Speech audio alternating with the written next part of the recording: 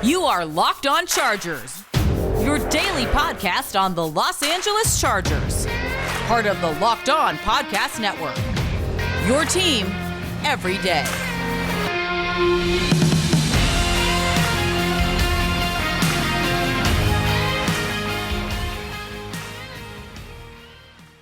Hello, everybody. Crossover Thursday on the Locked On NFL podcast. And the problem we have with these is we don't get to talk to these guys all the time. So we do.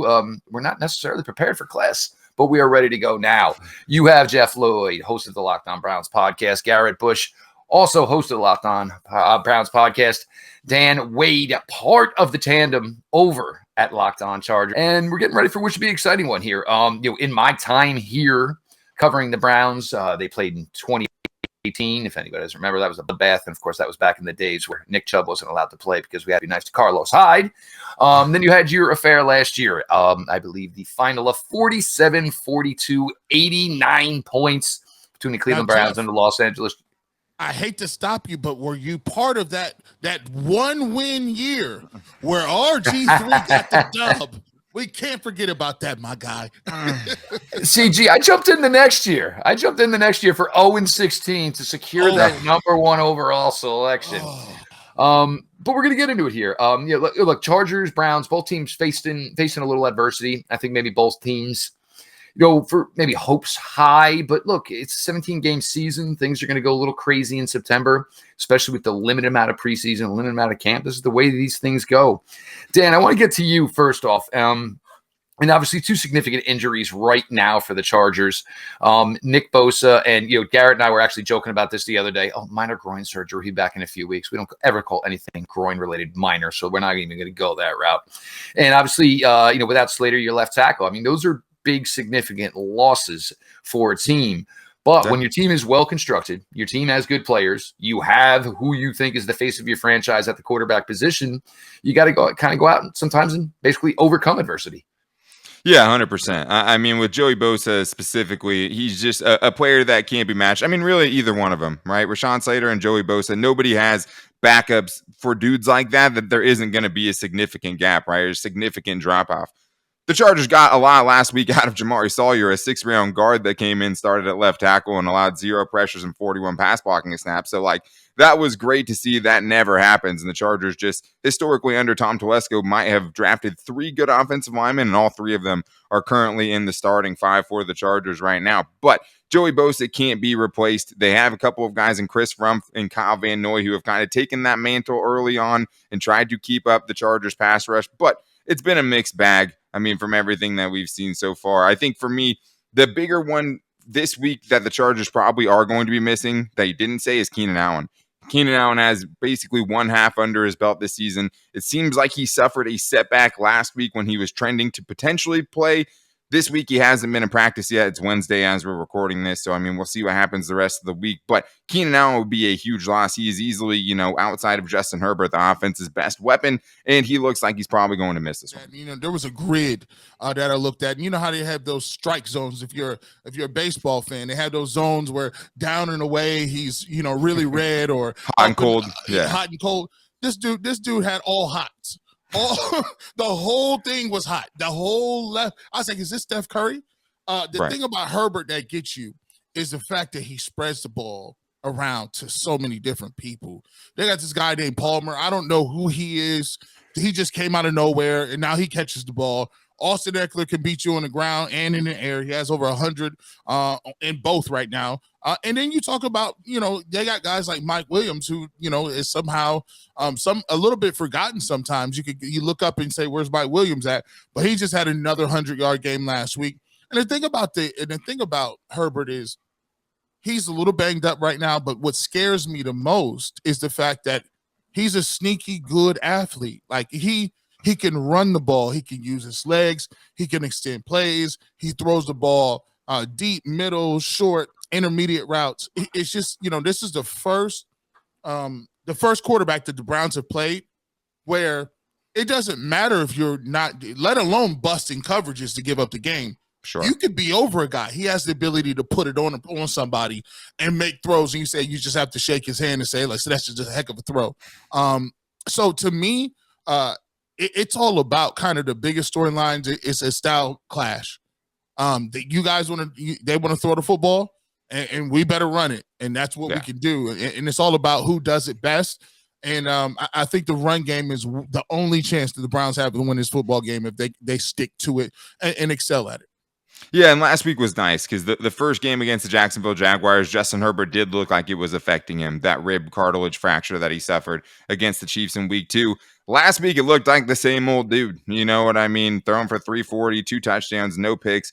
Should have had a pick early in the game, but we don't have to talk about that. But he is kind of like a computer, right? He does spread it around. I think sometimes he can actually push the ball more because I think sometimes, this computer brain just says, hey, the check down is technically the best option here, but maybe you should try to thread the needle more, sometimes instead of trying to get 2 yards on first down, right? Maybe push the ball down the field. I think the Chargers actually held Justin Herbert back in that way, not pushing the ball down the field on earlier downs. Very content to run on first down. A lot of easy play actions to get 7 or 8 on first down, but they're not really pushing the envelope, and I think they're doing other teams a big favor when they do that. I think his average depth of target on first and second down is 31st, only above Kyler Murray as far as starting NFL quarterbacks. Oh. But at the same time, he's not Mitch Trubisky. He's not Joe Flacco. It's going to be a huge test for the Browns. For me, though, the biggest storyline of this game is how can this Chargers defense that's giving up 5.4 yards per carry on average, right? 6+ yards per carry to running backs, stop Nick Chubb, Kareem Hunt, and this Cleveland Browns offense. Because, I think every team goes into it like, hey, make Jacoby Brissett beat you. That's an easy game plan to say. They've still been able to run on everybody, even when they know what's coming. And the Chargers have given up 3 straight games where they've had at least one 50+ yard run break out against them. Well, that's the thing Garrett and I've been trying to talk about here with our listeners this week is, it's not Baker Mayfield anymore, but some of the things that the Browns did really well in this game last year, they're still here. Whether it was Nick Chubb, whether it was Kareem Hunt, whether it was David Njoku. That was, David Njoku's best game as a pro to that point last year. And look, he's shown some really good signs to this point. And the other thing we keep trying to say is, when we go into these games, this team has had problems with the run. Well, have you faced an offensive line as good as the Browns? Well, have you faced running backs as good as Nick Chubb and Kareem Hunt? Right. And last week, this was kind of the things that, and I think the Browns, and this is where, and Coach Stefanski putting it on himself, I think the Browns offensively thought like things were going to be easy enough for them. And I think they thought the defense would do a good enough job where the game was never going to get down basically to the nitty-gritty like it did. Right. If he had thought about it earlier, you probably would have found more ways to make sure you got the guys involved. Nick, it's just an absolute pleasure. I mean, he's an absolute most unassuming superstar there is in the NFL. He doesn't want microphones in his face, unlike any other star in the NFL. He doesn't want extra airtime. He wants less airtime. The guy just truly goes about his business. Sounds like Justin Herbert. Justin Herbert hates that. Yeah. Yeah. Well, that's the thing. We're starting to build these rosters of people like that because Amari Cooper at the wide receiver is another one who's kind of like that as well. Never wants to hear his name heard, but he'll just go out there and do his thing. But they just play hard. They work hard. And it's a the fit as far as this outside zone scheme just so perfectly fits Nick Chubb because basically you have this scheme and then you say, well, we want a back that can do A, B, and C. Can he run well to the outside? Can he break a tackle, take it up the sidelines? Yeah, Nick Chubb can do that. When it starts to get pressurized, is he a smart enough, intelligent guy to find the cutback lane and still be able to break at whatever tackles that are going to be backside pursuit? He's just a pleasure to watch go about his business the way he does things. And again, most unassuming guy there is. He literally feels like he plays like he's an extension of the offensive line. It's the old attitude. Oh, you didn't do anything. You're just the running back, the offensive line. Nick Chubb is truly the guy who plays that style and believes that every yard he gets, it was because it was opened up for by the offensive line. So it's been great to see it work this way. And, we've had, every week it's, I don't think Jacoby Brissett's this good. And Jacoby's been good. I mean, the 2 interceptions, he's not a guy who's going to excel in a 2-minute drill. Everything about Jacoby Brissett is a little slower and just nuanced the way he goes about his business. He's not this super accelerated guy. So they've kind of put him in a bad couple positions, getting themselves into those positions, to have him win the game. But again, for me, the running game, this should always be the key. And I'll say it when Deshaun Watson comes back, it should be the key. When you have something that is that good, just run with it, baby. Yeah, I mean, I get that for sure. I think especially when you have something that you can do even when everybody knows it's coming. Because, I mean, there's a lot of good rushing attacks. I mean, probably the Ravens are in that tier as well. At least their quarterback is. I mean, maybe not the running backs as much. But to have that weapon, to have those guys, I mean, I think Nick Chubb just doesn't get mentioned with the guys like Jonathan Taylor, with the guys like Derrick Henry enough, where that's absolutely where he belongs as a pure runner. I mean, I know every single Chargers fans would take one of those. Every single Chargers fan wanted David Njoku after he had lit them up last year in that game. That was absolutely wild. He was a free agent. Chargers fans had him up there as, one of the top guys on their wish list. Gerald Everett's been really, really good too. But yeah, I mean, I think, that's not a one-on-one matchup. And I think the other thing that hurts the Chargers here is their perimeter has been really, really poor against the run. Their DBs, and the Browns are going to make those DBs have to tackle. And I think that is one of the things that should concern Charger fans the most for sure. We're going to flip it up here. I mean, there's going to be some good matchups here. And I think the thing that's kind of enjoyable here is this is two teams about a calendar year ago faced each other. A lot of the faces are the same. So there is some newness here. Mike Williams, monster game last year in this game. Austin Eckler, monster. Let's just be honest. If he played offense, he probably had a good game in this game last year in a 47-42 affair.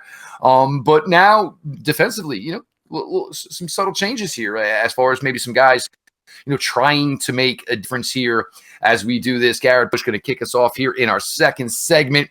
Crossover Thursday, Cleveland Browns, Los Angeles Chargers, Locked On Browns, Locked On Chargers. Do you ever wish that every NFL game you could get up to date and accurate information before placing bets or locking in your fantasy lineup? Well, now you can with the Elias Game Plan app, the ultimate sports betting and fantasy companion for the NFL, the NBA, and MLB. Whether you're part of a fantasy tournament, placing bets, or just a huge sports fan and stats nerd, Elias Game Plan has everything you need. You see and hear their trusted facts all the time from ESPN, your local radio broadcasts, television broadcasts. But now you can have all the stats, facts, and team and player updates in the palm of your hands. They are all backed by their renowned research team. We know all about the pace that Nick Chubb is on. We know all about the pace that the Browns defense sadly has been on at times. You can use Elias Sports app to get all this information to give yourself the best information. Take this NFL season to the next level and download the Elias Game Plan app today. Choose from 3 game plans when you subscribe: weekly, monthly, or annual. But I can get you a 25% off your first month when you choose the monthly subscription. Just use our promo code LOCKEDONNFL25. Find Elias Game Plan Sports Betting in the App Store or Play Store today. And again, use our promo code LOCKEDONNFL25. NFL crossover Thursday. We got the Browns and the Chargers. Put up one of the best instant classic games last year. Points galore, tight ends, running backs, receivers. Everybody got into the scoring nature. And this week I think it's going to be. It has a chance to be a decently high scoring game. Style clash in terms of fights, passing game versus the running game. And I think this is going to be on full display at First Energy Stadium coming up this Sunday. Dan, we talk about the matchups, and I think one of the biggest matchups will be the receiving core going against the Browns' defensive secondary. That secondary has given up big plays in inopportune times in the first 4 games. And we just talked about how we're playing Baker and you talking about Joe Flacco and some of these other quarterbacks. Marcus Mariota completed seven passes last week. But one of those passes was for 40 some odd yards on a game clinching drive that really hurt the Browns. When you look at Mike Williams, I look at him as a big body receiver, a guy that could go up and high point the ball. Big, I think Herbert will put it on him. And then he's going against guys like Denzel Ward, who has not played up to his contract level, has not played up to what he would say his talent level is. Had an interception last week. He looked a lot better. Grant Delpit, who has been struggling as well, looked a lot better as well in that game. But I look at it from the secondary standpoint and say, listen, if the Browns are out of position, they're going to be in trouble. And you throw in the mix in this factor. The Browns are without a major pass rusher too. Myles Garrett and Jadeveon Clowney not involved in this game. So it's almost like a mirror match, right? It's like, okay, we'll take away Bosa, we'll take away Myles Garrett, we'll see what's left, right? So those are some of the matchups I'm interested in. What are your thoughts on some matchups that you're interested in seeing? Yeah, I mean, one of the ones I had on my list was Denzel Ward versus Mike Williams. If they are going to have him primarily on someone, he's the obvious option, right? You make Josh Palmer beat you, make DeAndre Carter beat you. The Chargers just have a lot of dudes, though. Like, there's no way to really try to shut them down by just taking away one guy. But they've been much worse when teams have been able to take away Mike Williams. I mean, it's all boom or bust. He has 2 games this year where he's combined for 3 catches and 15 yards as a $20 million receiver, right? You think that's getting griped about? The other 2 games, though, he's gone for 115 plus, right? And one of them he scores a touchdown. So he's been very boomer bust. If Denzel Ward can have a really productive game against him, that is going to really hurt the Chargers offense. But they do have other guys, and they could be getting another one back this week with Donald Parham. But I mean, I'm really liking you saying that Myles Garrett's not going to play in this game. I know he was back at practice as a limited participant because if Myles Garrett goes, I think the term physical specimen is something, Garrett's one of them, obviously. But if you're talking about other guys, I was talking about Garrett Bush. I mean, Myles Garrett is that guy, though. I was talking about Myles Garrett, but no, I mean, I think that gets thrown around a lot. I mean, I saw the picture today of the Browns saying, "Hey, back at practice this week for Myles Garrett," and I was like, "Okay, yeah, that's a physical specimen. The dude is a freak." And he gets 2 matchups that are favorable for him. On one side, he has Jamaree Salyer, who's filling in for Rashawn Slater, who has, he has 1 game at the NFL level. The entire preseason, he was playing left guard for the Chargers. He kicked out to left tackle last week and was really, really good for them, surprisingly good. And then Trey Pipkins has been a really big surprise on the right side so far this year. I think it's huge for the Chargers, though, if Jadeveon Clowney still can't go, because I think obviously Myles Garrett's a freak. He's going to get his in this game, right? But I do think, though, hey, at least if it's just him, you know exactly where to kind of shift things. You know where to shift the protection. You know where to send the help, as opposed to Jadeveon Clowney and Myles Garrett going up against both of these tackles who are both inexperienced. I think that would be more of a nightmare, but Myles Garrett is still someone I'm going to be seeing in my nightmares leading up to this one.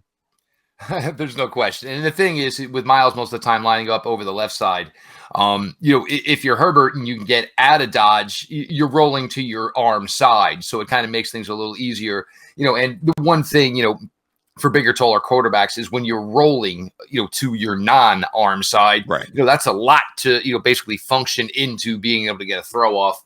I'm told we're not totally sure yet on Jadeveon Clowney, but the thing is, if you don't practice for the Browns are old school with this. You don't practice, you usually don't play. That's the way it works for the Browns. We'll see. Sunday will be 3 weeks from the ankle injury he suffered against the Jets.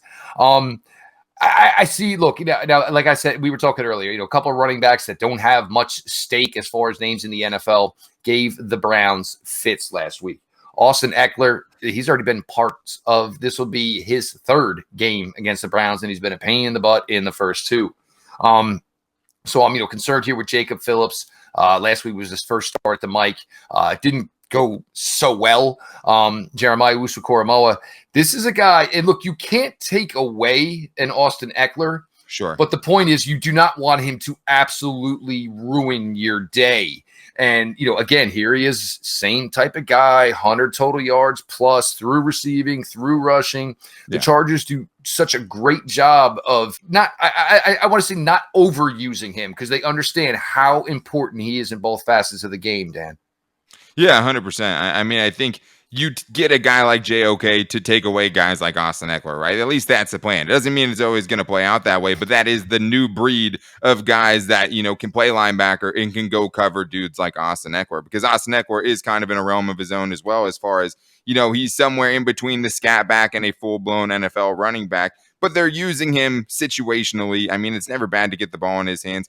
Their running back by committee has kind of been a mess this year anyways. I mean, last week they ended up going with Sony Michel, which is taking Austin Eckler off the field, right? Which is taking Josh Kelly off the field, who's actually been their most effective rusher through 4 games. So I think they're still kind of figuring out where they should go there. But I don't think there's any coincidence to the fact that, hey, last week the Chargers had their best rushing performance of the season, and they put up 10 more points than they had in any other game this season. They got 2 10-plus yard, touchdown runs from Austin Eckler, who hadn't gotten to the end zone all season long. But that's the thing, though, is he's kind of like we were talking before. Like, he's a guy that can do nothing, and then all of a sudden he has 3 touchdowns, right? And you're just trying to catch up. And I think the game flow is going to be a big part of this too, and we'll probably get into that next, because I think when you do have a clash of styles like this, if you're the Browns, you don't want to get behind to the Chargers and have to throw against that secondary. If you're the Chargers, the last thing you want is for those Browns to get up on you and be able to give 30 carries to Kareem Hunt and Nick Chubb, 35 carries to those guys. Like, I think that's going to be a big part of it. That's probably going to play a huge factor in how this game plays out. Dan Wade's going to kick off some 3 here, crossover Thursday, Locked On Browns, Locked On Chargers. Whether it's on your favorite podcast app, make sure you follow, subscribe to both shows. Whether it's YouTube, make sure you're subscribed. And key, as we keep telling everybody, notifications on. These shows drop, man. You want your phone to tell you, so you are ready to go. And for all our Browns fans and Ohio sports fans listeners, go to your Roku app. Go to Locked On Cleveland Sports. You will get Ultimate Cleveland Sports Show. You will get Locked On Browns. You get Locked On Guardians, which everybody is geek for Friday. And, of course, Locked On Cavaliers. Go ahead, check that. We're pretty excited about it. Next evolution here. And just appreciate everybody for being along for this ride. This episode is brought to you by LinkedIn. These days, every new potential hire can feel like a high-stakes wager for your small business. You want to be 100% certain that you have access to the best qualified candidates available. That's why you have to check out LinkedIn Jobs. LinkedIn Jobs helps you find the right people for your team faster and for free. Then all you have to do is add your job and the purple hashtag hiring frame to your LinkedIn profile to spread the word that you're hiring. Simple tools like screening questions make it easy to focus on candidates with just the right skills and experience so you can quickly prioritize who you'd like to interview and who you'd like to hire. That's why small businesses rate LinkedIn Jobs in #1 in delivering quality hires versus their leading competitors. LinkedIn Jobs helps you find the qualified candidates you want to talk to faster. Post your job for free at linkedin.com/LockedOnNFL. That's linkedin.com/LockedOnNFL to post your job for free. Terms and conditions apply. All right, we're going to be rehashing one of the best games of 2021. I mean, 209 passing yards for Justin Herbert in the fourth quarter of that game. That also had some, crazy wins where it's another big storyline for the Chargers going into this one is they're probably not going to have their kicker, which we found out on Wednesday. Their kicker has a quad, is going to show up on the injury report, and they might have to go sign somebody off the streets. Chargers don't have a great special teams unit. A game like this, which could get ugly, that could be a difference in a game. Like a field goal could end up deciding this game. If you look at betonline.net, it's about a 3-point game right now in favor of the Chargers, and they're playing in Cleveland. So I think that makes a big difference as well. But when it gets down to this one, guys, obviously a clash of styles, a really exciting matchup, I think, for even just the average, NFL fan out there, because there's just a couple of teams that really specialize. I mean, for the Chargers, you specialize in having a freak of nature quarterback. If you're the Browns, you specialize in having kind of a freak of nature at running back and just a running attack that nobody's really been able to stop yet. So it's time to put our money where our mouths are, boys. I mean, I think this one could go either way. I know Garrett was saying before the show he didn't feel good about this game, and I told him, hey, buddy, I'm right back at you. I don't know how good I feel about this game because I think there are places that both of these teams can exploit. For the Chargers, they're the best offense that the Browns have faced so far. For the Browns, the Chargers have allowed a 50-plus yard rush in 3 straight games, which I wish I had the resources to find out the last team that did that. And now you're going up against someone who broke off a 50-plus yard rushing touchdown against you last year in Nick Chubb. So, Garrett, let's go. I mean, how are you feeling about it, man? How are you going to pick this one? Well, I look at it like this. I think the Browns have the ability, and Jeff said it earlier, I think the Browns have to have it, depending on whether Myles Garrett plays. He's about a point and a half, right? He can sway things a little bit back in the Browns' way. I still don't think Clowney will play because he hasn't practiced. And Jeff said it. They need everything to kind of go right when you're with your backup quarterback and you're already with Jacoby Brissett. So they're gonna need him to play efficient, no turnovers.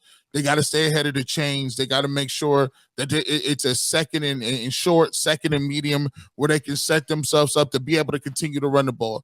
The worst thing that can happen is you get down 14-0 to a team like that, and now you have to control. You have to fight yourself and remind yourself to tell yourself, like, hey, remember who we are. We're a running team. Don't abandon the run, because if you do that, this thing can get ugly quick.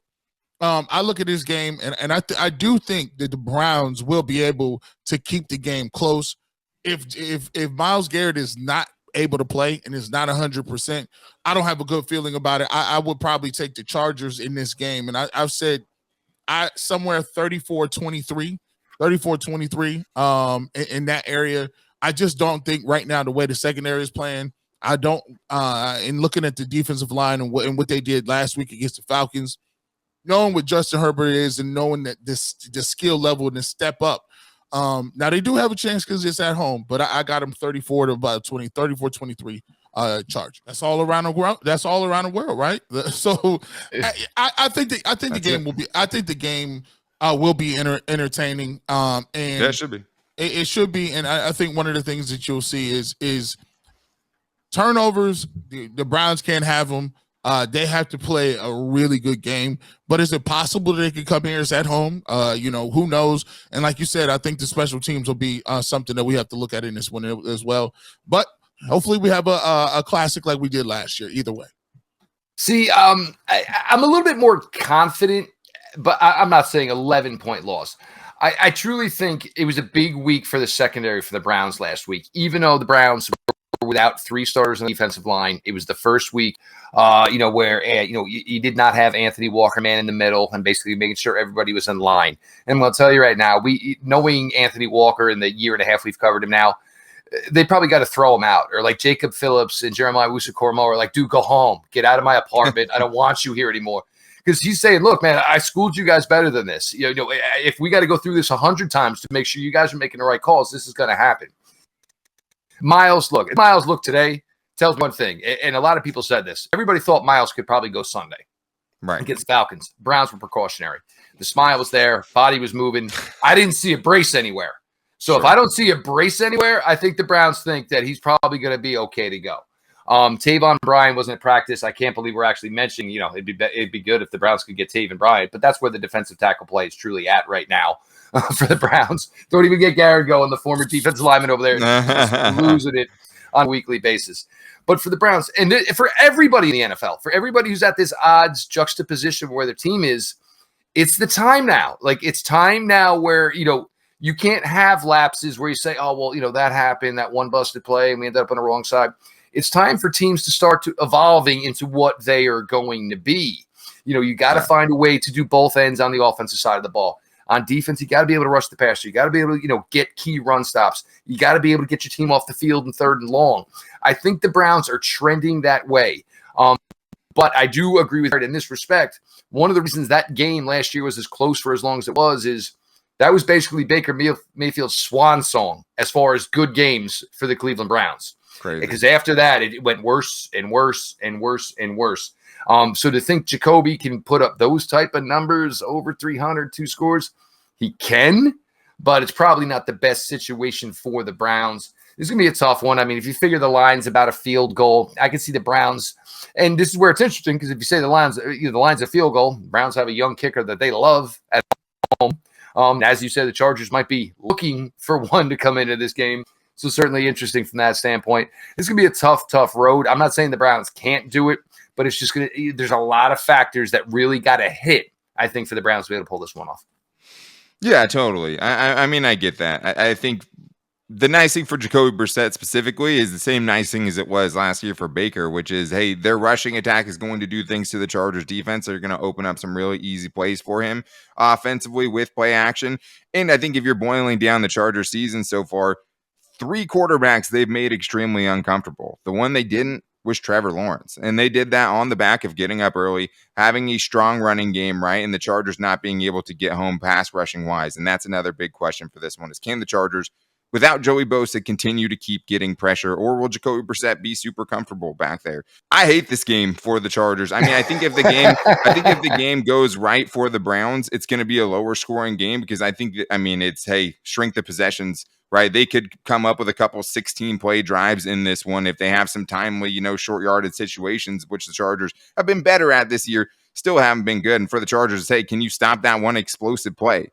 Every game, it's that one explosive play that gets you. You've done it 3 weeks in a row. If you take out the Chargers giving up 439 rushing yards this year, if you take away 3 big plays, that's minus 177 yards. They've given up 177 rushing yards on 3 plays, 1 each in the last couple of weeks. I think it's going to be more methodical from the Browns. I think it's going to be many more, 7, 8, 9 yard gains from someone like Nick Chubb, and their tackling has been tested. I don't like this game. I do think the Chargers in their offense should be able to do enough. I do think they found some answers last week. Putting up 34 without Keenan Allen is a hugely good sign for them. Going down at the end of the game and icing it with that long drive. I mean, I feel like I'm playing this out in my head right now. Like, I still don't know who I'm going to pick. I'll pick the Chargers. I think the Chargers need it. Both teams need it for the Browns to say it's keep treading water. Try to separate yourself in the AFC North. For the Chargers, is, hey, keeping pace with the Chiefs. keeping pace for both of these teams in a crazy AFC. I like the Chargers 28-24 in this one. I'm going to say I do not want to leave this up to Cade York's leg by any means. So I think if they can get that 4-point lead towards the end of the game, make Jacoby Brissett have to throw it.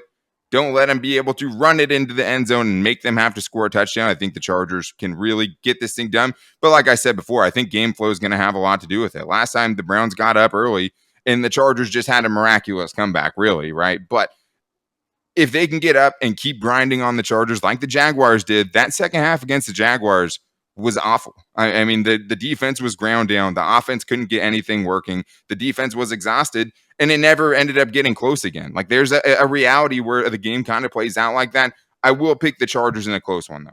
And coming in here, it looks like it's going to be a dream day, for anybody coming to Cleveland. Talking about low 60s, sun shining, should be a good day, no weather. Because, once it's October, in this type of, anyway, you go from about Ohio over, once you get to this time of year, it's definitely, it's a coin toss as far as, what the weather can be. Hugely, that's huge for the Chargers, man. Like, if they were playing this game in December, I think we're having a different conversation, right? I mean, the fact that the Chargers get the Browns right now without Deshaun Watson, without the weather factors that give them a huge home field advantage, like the time of the game of this season really, really does matter. I think that's a great point.